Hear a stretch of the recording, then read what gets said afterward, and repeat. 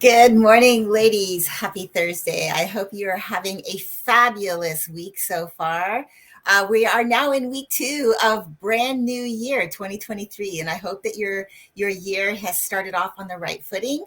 And I wanted to be able to support you around that because I truly believe that this is something that we really should be taking a closer look at. Something that I've been actually doing for the past maybe about a week and a half, and that is about positioning myself for a better sleep.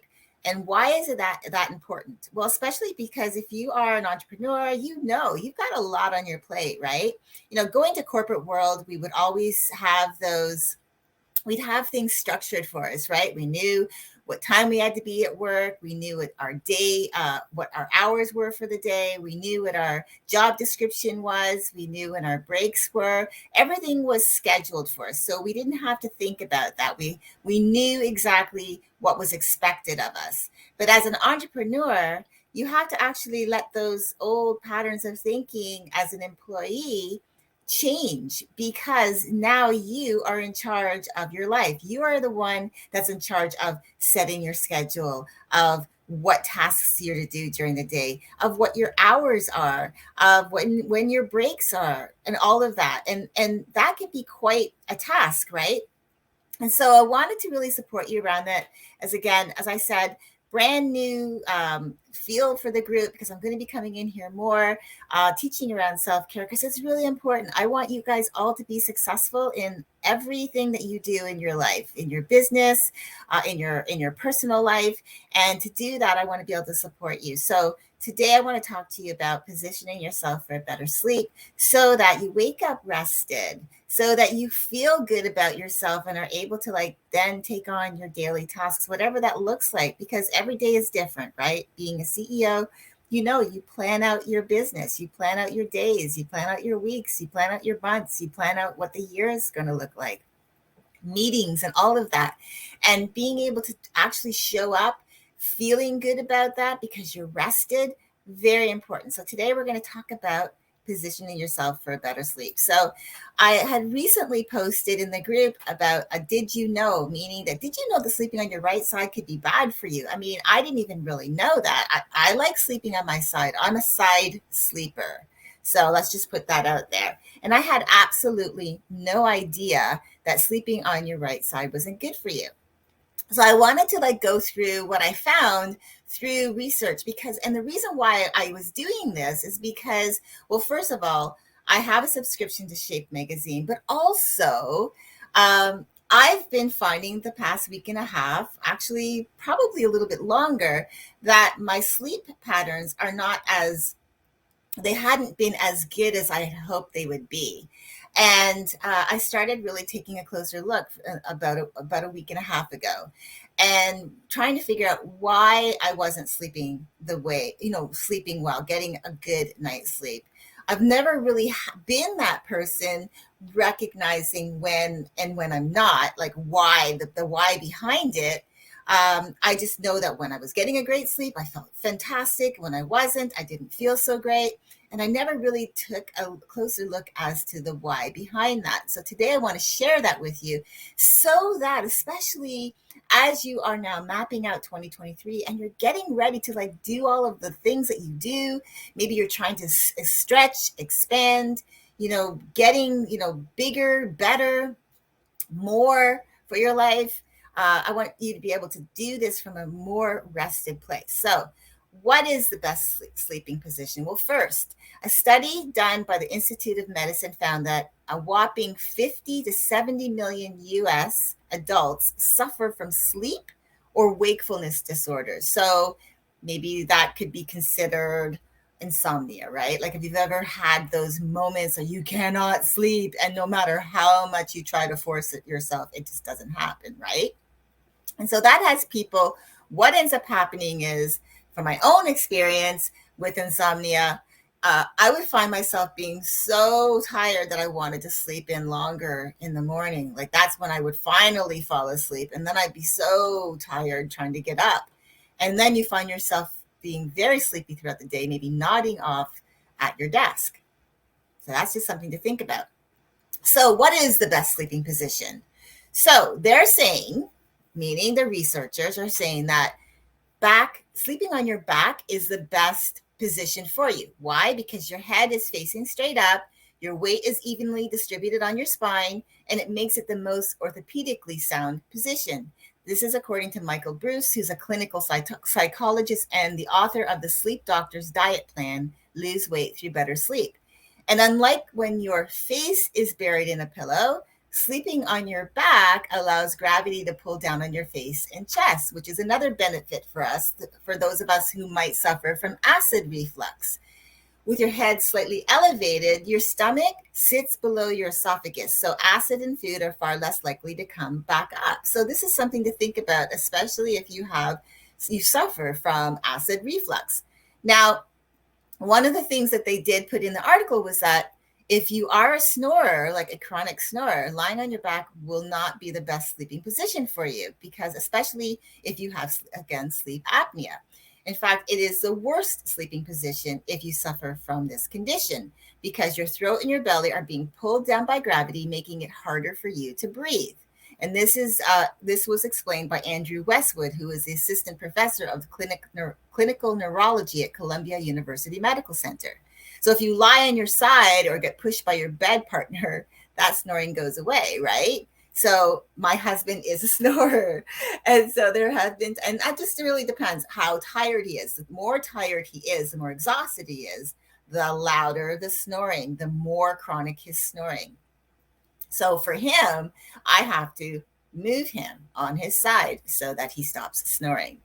Now, the next best position, because I told you now, I'm a side sleeper, right? I love to sleep on my side. I'm not so big. I have been, and I'll talk about that in a minute, but I have been sleeping on my back, trying it. But I'm mostly a person who likes to sleep on my side. So the next best position then for sleeping is on your left side, because the experts are recommending that it's your left side is better for you. Why? Because they say that sleeping on your right side pushes on blood vessels, preventing maximum circulation. And I can kind of agree with that, because I've found when I've been on my right side that I don't feel comfortable. I have to really like wrestle with this right arm of mine to get it to feel like it's in a comfortable position. So I feel like it's not going to fall asleep on me. I don't know if you've ever felt that or had that happen to you. So because of the added pressure on your veins, your body moves more frequently through the night to accommodate the lack of circulation, resulting in all that fitful sleep. Where you are saying, oh, I'm like tossing and turning. The left side allows for cardiovascular return, says Christopher Winter, who's the medical director at Charlottesville Neurology and Sleep Medicine, meaning your heart can easily pump blood throughout your body when there's less pressure on that region. So to score better sleep, basically, the Jen Robart, who's a physical therapist at Northeast Rehab Hospital, recommends placing a firm pillow between your knees to support your good alignment between your hips and your joints. And doing so will help evenly distribute your weight throughout the night, easing that creaky feeling of discomfort. Some wake up with, some of us do, because as we get older, we start waking up with that more in the morning. So now let's talk about sleeping on the right side, because this is what they say isn't really good for you. They say that this could increase your health risk for certain issues by sleeping on your right side, because your right side houses your entire cardiovascular system. So added pressure on this part of your body actually constricts your rib cage and strains your lungs. And you're most likely to experience acid reflux and even heart failure in extreme circumstances for those with heart disease. So, whoa, right? So, as I was saying, the discomfort with the right arm, trying to get it like comfortable, finding that I wasn't sleeping well and starting to recognize my own patterns. I was sleeping on my right side a lot. Hence, I was waking up throughout the night quite often. So, Dr. Robar suggests rolling up a small towel and placing it in the small of your waist to avoid sinking into the mattress if you feel that you must sleep on your right side, because it's the most comfortable for you. You can't get comfortable any other way. And this can alleviate pressure on your organs and help you sleep more soundly. So I hope that this is starting to sink in. Maybe this is I'm going to have some homework for you afterwards. So let me just, I'm going to write this down homework so I don't forget. So now the next thing is sleep. Another position for sleeping is with one leg up. Well, right? So hiking one limb higher, as in closer to your head and not elevated vertically while you snooze, really isn't giving you a leg up on your health, so they say, because the horizontal tree sleeping position where one leg is bent higher than the other, usually coming in toward your chest, might do more harm than good. Whoa, right? Having both legs up during sleep would pull weight off the pelvis and could potentially help someone with low back pain. But one leg up may do the opposite. The uneven displacement of pressure on one limb versus the other may cause back damage down the road. One of the best sleeping positions for someone with lower back pain is double legs in, never one, right? So again, like, how do you sleep? Have you actually even thought about, like, how am I going to bed? How do I find myself waking up in the morning? What position am I in, right? Because that's going to give you clues on why maybe you're not getting the rest that you're getting, and your sleepless nights or restless nights, or getting up often and not having a complete night's sleep. If you find yourself waking in the middle of the night with your right leg or your left leg curled up toward your stomach, try placing a pillow between your legs. It takes pressure off your pelvis, and it can help stabilize the leg that keeps moving upward during sleep. Now, the last one is, this is one that my husband, besides sleeping on his back, absolutely loves to do. And this is his stomach, the sleeping position of stomach. If you love to sleep face down, the experts say this sleeping position is a direct route to waking up with pain and discomfort the next morning. It pulls the belly down, hurts the curvature of your spine, and forces your head to turn on a 90-degree angle, which winds up placing strain on your neck. This would not be the best sleeping position for neck pain. So imagine that you've woken up, I'm sure, many times over your lifetime with a stiff neck, right? You've woken up with a stiff neck, and you're like, oh, what did I do? Like, and you realize it was how you slept. It could be that you sleeping on your stomach is not a good thing for you to do, because it's not helping you.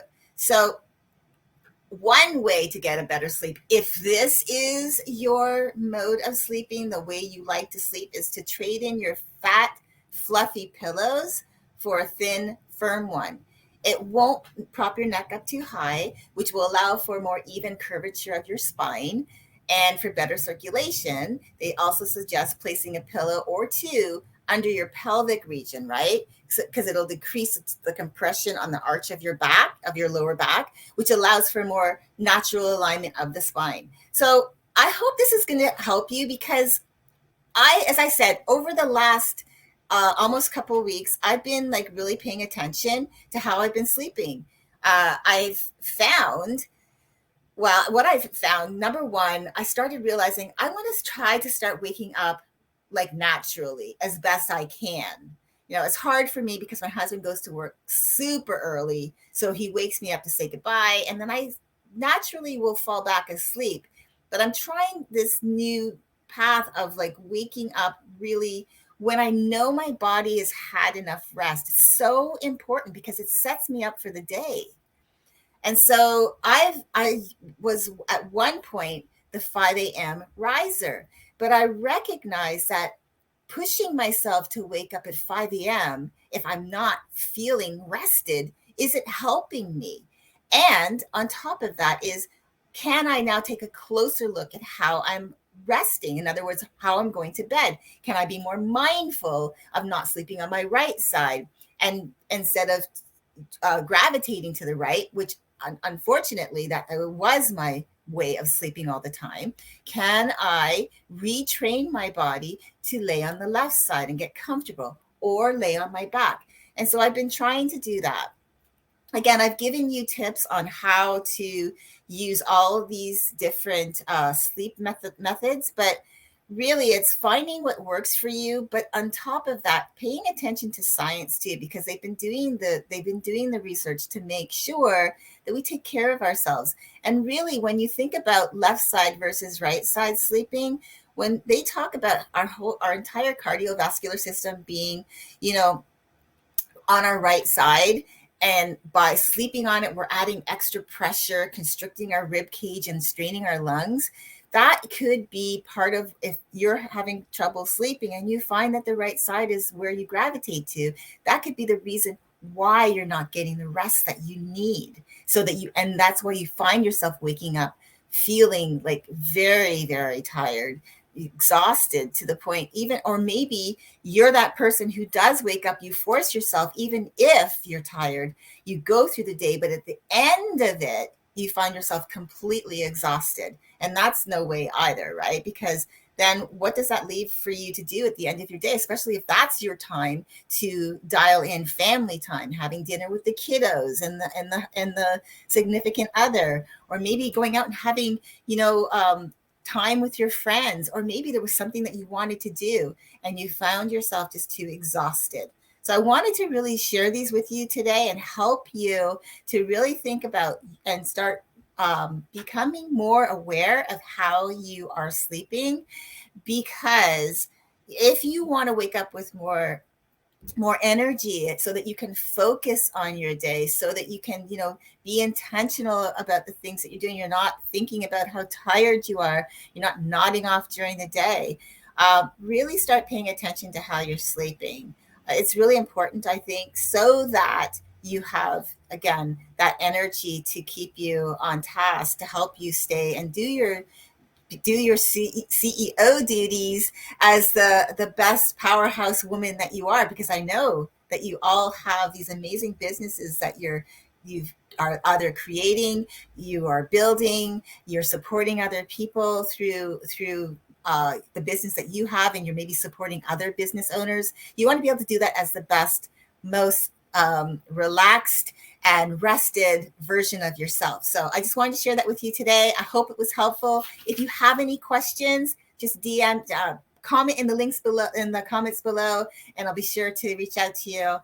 Definitely take the homework for you today is take a notice of how you now going forward, because now you're self-aware, because I've made you aware. I want you to notice tomorrow morning, if you can maybe make yourself a note tomorrow morning, and take a look at how you woke up, like what position you're in, okay? And start paying attention, like maybe from this day forward, your sleep pattern, you know, seeing how you are, and then start trying, if you can, to reprogram your body to sleep in a more comfortable position, whether that's with pillows to elevate, whether that's to make sure that you try to like reprogram your body to sleep on the left side or on your back. And again, if you want this information, I can send it to you. Definitely just let me know, and I'll DM you with all of this information, so that you can actually you know, really start paying attention to your sleep patterns to support yourself with your self-care. All right, ladies, I hope you have a fabulous Thursday, and I will see you all again soon. Bye for now.